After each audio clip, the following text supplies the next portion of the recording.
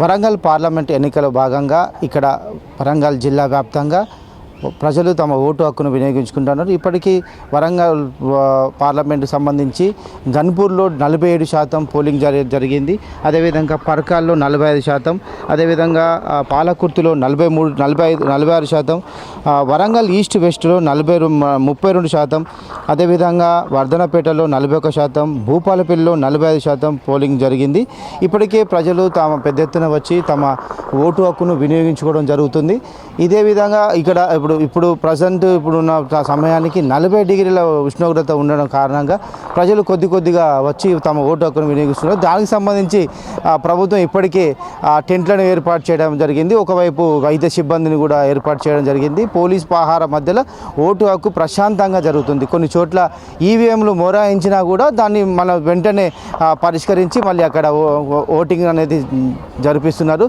దీనిపైన Warangal CP amber Kishore జా కూడా కలెక్టర్ ప్రావీణ్య గారు కూడా తనకు సంబంధించి పోలింగ్ సెంటర్లను తనిఖీ చేయడం, అక్కడ ఉన్న ఏర్పాట్లను తెలుసుకోవడం జరుగుతుంది.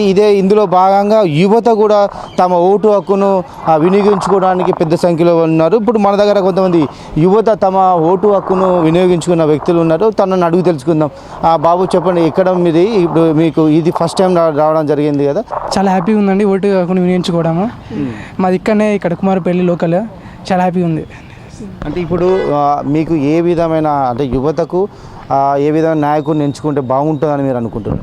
కొంచెం ఎడ్యుకేటెడ్, కొంచెం అన్నీ తెలిసిన చదువుకున్న వాళ్ళు అయితే కొంచెం చాలా బెస్ట్ అనుకుంటున్నాం. అంతే, కొంచెం మంచి ఎడ్యుకేటెడ్, కొంచెం అన్నీ తెలిసిన వాళ్ళు అయితే బెస్ట్. యువతకు ముఖ్యంగా రాజకీయ నాయకులు ఏం కావాలని కోరుకుంటారు? మీకు భవిష్యత్తు ఏ విధంగా ఉండాలనుకుంటారు?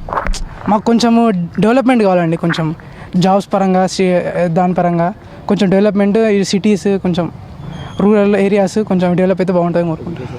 మంచి చేయాలి ఎడ్యుకేషన్ అంటే మేము స్టూడెంట్స్ కాబట్టి ఎడ్యుకేషన్ ప్రకారంగా నేను మెడికల్ ఫీల్డ్కి వచ్చేసరికి ఫెసిలిటీస్ బాగుండాలి.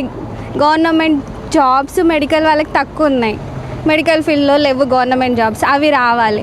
ఎవరు వచ్చినా పీపుల్ని సరిగా చూసుకోవాలి, వాళ్ళకి అన్నీ ప్రొవైడ్ చేయాలి.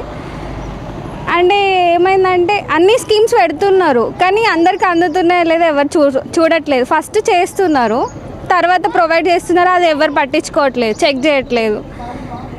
కొంచెం పీపుల్ని చూసుకోవాలి, అన్నీ ప్రొవైడ్ చేయాలి, ఇంకా మంచిగా జరగాలి. అండ్ ఇప్పుడు వచ్చే వాళ్ళు ఎవరైనా కొంచెం మంచిగా చూసుకోవాలని. అది మీరు మంచి వ్యక్తులు ఎంచుకోవడం బాధ్యత మీదే ఉన్నాయి కదా? అదే, మేము ఎంచుకున్న వ్యక్తి అక్కడికి వెళ్ళినాక మారొద్దు అని మా ఒపీనియన్. ఏంటంటే మేము ఎంచుకుంటున్నాం కరెక్టే, కానీ అక్కడికి వెళ్ళినాక వాళ్ళ పరిస్థితులు అంటే వాళ్ళు ఎలా ఉండాలంటే మేము ఎందుకు ఎంచుకున్నామో మాకి వాళ్ళు అలా చేయాలి. మేము ఏం కావాలనుకుంటున్నాం వాళ్ళు అవి చేయాలి, కానీ అవి చేయకుండా వాళ్ళు ఇష్టం వచ్చినట్టు చేయొద్దు, అంతే.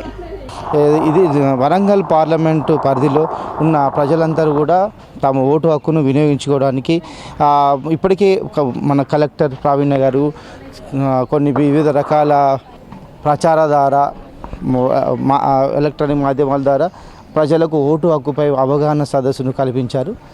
దీనిపై ప్రజలు కూడా పెద్ద సంఖ్యలో వచ్చి తమ ఓటు హక్కును వినియోగించుకుంటున్నారు. ఇప్పుడు మనం ప్రజెంట్ వరంగల్ హన్మకొండలోని ఒక పోలింగ్ స్టేషన్ వద్ద ఉన్నాం. ఇక్కడ ప్రజలు తమ ఓటు హక్కును వినియోగించుకుంటున్నారు.